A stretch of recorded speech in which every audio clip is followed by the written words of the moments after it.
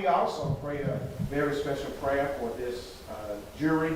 The friends and supporters of Atatiana Jefferson's family prayed for a verdict outside the courtroom. Justice for Atatiana. But that verdict didn't come after the jury deliberated for more than 7 hours. Instead, they asked the judge if they could go to their hotel rooms where they are sequestered and resume deliberations Tuesday morning. What we're now seeing is that there are some people who are back there fighting for Dean.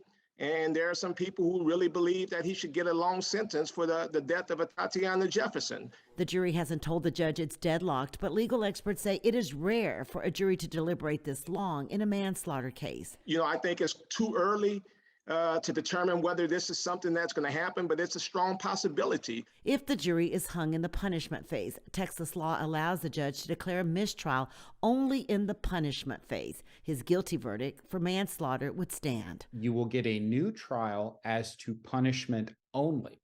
It used to be the law in Texas that if they could not agree as to punishment, then we start all over again from the beginning.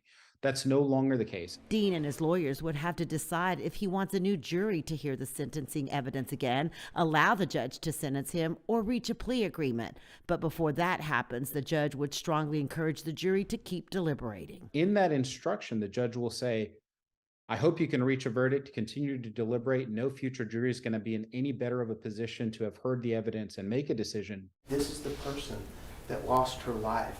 Prosecutors asked the judge not to forget Atatiana, who was gunned down in her own home by a police officer who acted recklessly. They asked for the maximum of 20 years in prison. You're holding him accountable for the choices he made.